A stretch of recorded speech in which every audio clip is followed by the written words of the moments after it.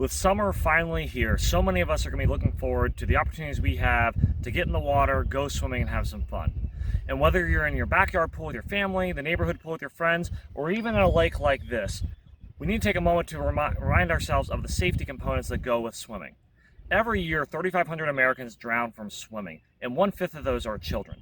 And while you may not think it could happen to you, and while you may think that you catch somebody before they drown, the signs aren't always that obvious. The average person who goes into a drowning scenario only takes 20 to 60 seconds. And while it may not seem that long to you, that is about as long as it takes to turn your back to someone and check your phone, go inside and go to the bathroom, dry your hair off, and all of a sudden when you turn around, that person may be underwater. So we want to take some time and to compare some of the characteristics of someone who is swimming versus someone who is actively drowning.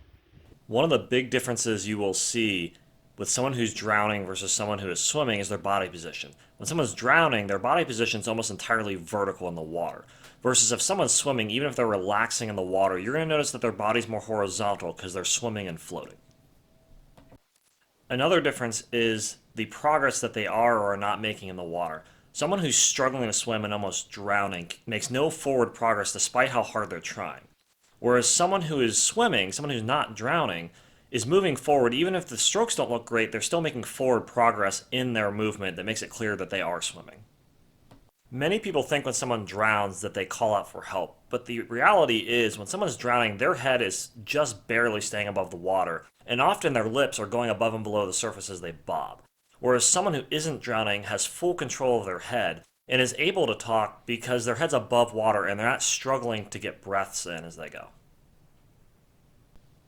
And finally, when someone's drowning, their body goes into a panic response. So they become non-responsive, and no matter how much you yell out to them or try to get their attention, they are so worried about trying to stay above water that they're not going to be able to respond to you and often don't even hear you. So let's see how that would play out with someone who's drowning.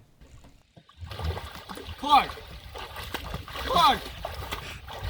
Clark! Oh, Clark, no! Clark! Clark! In comparison, someone who is swimming is obviously in control and is having fun, so they're able to hear when someone's talking to them and quickly respond to that person. Hey, Carter.